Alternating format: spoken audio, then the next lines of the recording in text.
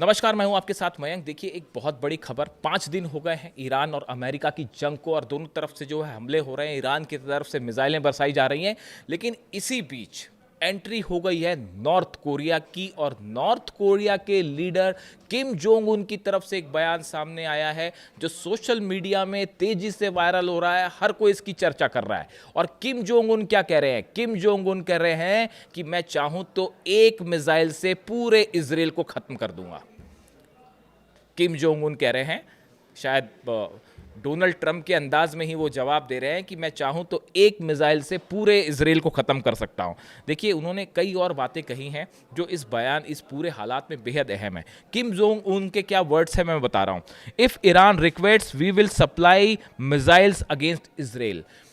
किम Jong Un ने कहा है, अगर ईरान चाहे, हमसे मांगेगा, तो हम इस जंग के बीच में अपनी मिसाइल्स देने को तैयार हैं। ये पहला बयान है किसी लीडर का। 4 दिन जंग को हो चुके हैं, आज 5वां दिन है। पहली बार किसी लीडर ने खुल के ये कहा कि हम ईरान की मदद के लिए मिसाइल्स भेजने को तैयार हैं। पहली बात। दूसरी बात, one missile is enough to destroy them. उसने, किम जोंग उन की तरफ से बयान आया है कि मेरी एक मिसाइल काफ़ी है इजराइल को और अमेरिका को ख़त्म करने के लिए। देखिए, ये इस तरह की खबरें अक्सर आई पहले कि नॉर्थ कोरिया जो है वो ईरान की मदद कर रहा है, लेकिन कितनी मदद हो पाई या कितनी टेक्नोलॉजी ट्रांसफ़र हो पाई, जो भी हालात हों, लेकिन इन जंग के बीच में ये पहला मौका है जब किम जोंग उन की तरफ से ये बड़ी बात कही गई। देखिए, किम जोंग उन को सब जानते हैं और वो ज़्यादा बातों में विश्वास नहीं रखते। वो मिसाइल मार के ही जो है जवाब देना ठीक समझते हैं।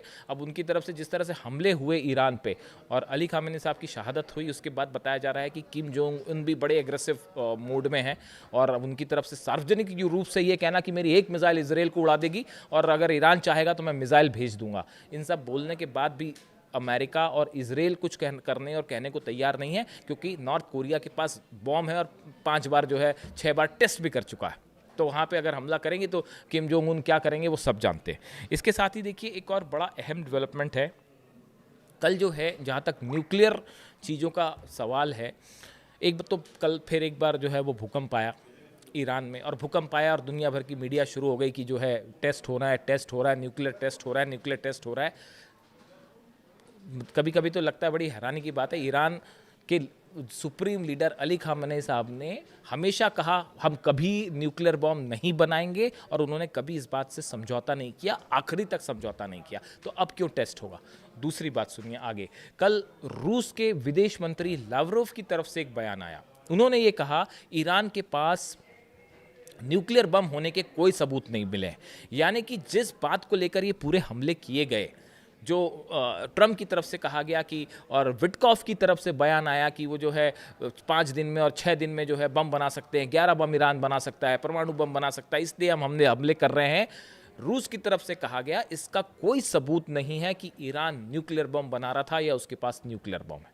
यानी एक बार फिर अमेरिका जो है कोई इस तरह का सबूत अब तक नहीं दे पाया। यानी जिस तरह से हमले इराक पर किए गए, ये बहाना बना के कि वेपन्स ऑफ मास डिस्ट्रक्शन है, क्या इसी तरह का बहाना खोजा गया ईरान पर हमला करने के लिए? रूस की तरफ से कहा गया जो ये हमले किए गए, ये पुतिन का तो पहले ही बयान, आपने सिनिक वर्ड का इस्तेमाल किया उसने कि उन्होंने कि जिस तरह से इजराइल और अमेरिका ने हमले किए हैं, सिनिक, सनकीपन करार दिया उन्होंने उसको। और अब रूस की तरफ से कहा गया कि किसी तरह का कोई सवाल ही नहीं है इस बात का कि कोई सबूत मिले हो। इसी बीच इस्फहान से बड़ी खबरें हैं। इस्फहान को लेकर बड़ी चर्चा है कि क्या इस्फहान में किसी तरह के रेडिएशन का खतरा है। इस तरह की तमाम बातें हुई। IAEA की तरफ से कहा गया कि वहाँ रेडिएशन का खतरा है। ईरान ने माना है कि हमारे इस्फहान पर हमले हुए हैं, लेकिन फिलहाल रेडिएशन की जैसी कोई स्थिति नहीं है कि जिसके चलते कोई रेडिएशन हो जाएगा और जिससे बड़ा जो है रेडिएशन से नुकसान हो ईरान को। इस तरह की कोई सबूत फिलहाल नहीं है।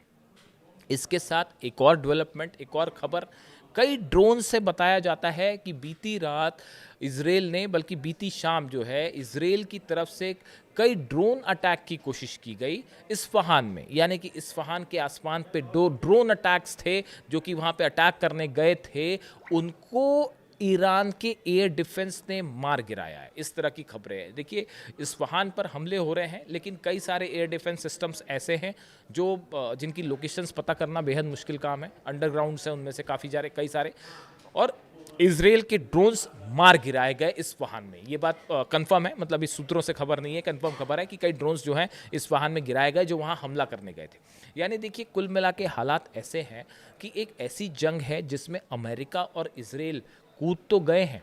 शुरुआत ईरान ने कहा कि शुरुआत तुमने की थी, ख़त्म हम करेंगे। इजराइल और अमेरिका इस जंग में कूद तो गए हैं, लेकिन इसका अंत नहीं दिखाई दे रहा। और ये बात डोनाल्ड ट्रंप भी समझ रहे हैं। कहाँ तो बात हो रही थी कि 2-3 दिन में जो है हम जंग ख़त्म कर देंगे, अब वो 1 महीने तक पहुँच चुका है। और आप देखिए पिछले 5 दिनों में ईरान भारी पड़ता दिखाई दे रहा है। पूरे अरब देशों पर अकेला देश लड़ाई कर रहा है। उसके बावजूद जो है वो अभी तक ईरान में करना क्या है इसका प्लान अमेरिका के पास साफ नहीं है। और जो हमले हो रहे हैं वो अलग, पूरी दुनिया का ऑयल रुक चुका है, हॉर्मुज बंद हो चुका है। इसका असर दुनिया के ऑयल सप्लाई पे पड़ने जा रहा है। पर बैरल की कॉस्ट जो है वो आसमान छू जाएगी।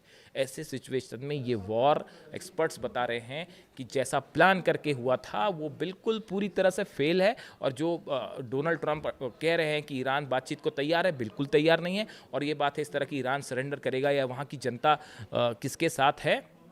देखिए ईरान की तस्वीरें, वहाँ पे उन बच्चियों की जो शहादत हुई, जो बच्चियों की मौत हुई है, उनकी अंतिम यात्रा में जब बम बरस रहे थे तब भी जो है उनको जब दफनाया जा रहा था तो हज़ारों लाखों लोग ईरान की सड़कों पर हैं। और वो किसी B-2 बॉम्बर से नहीं डर रहे और किसी जो है वो अमेरिकन टॉमहॉक मिसाइल से डर रहे और ना किसी फाइटर जेट से डर रहे। तो देखिए हालात एक बार फिर फंसे हुए हैं। जो भी अपडेट होगा इससे जुड़ा अगली वीडियो में आप तक पहुँचाऊँगा। Thank you so much.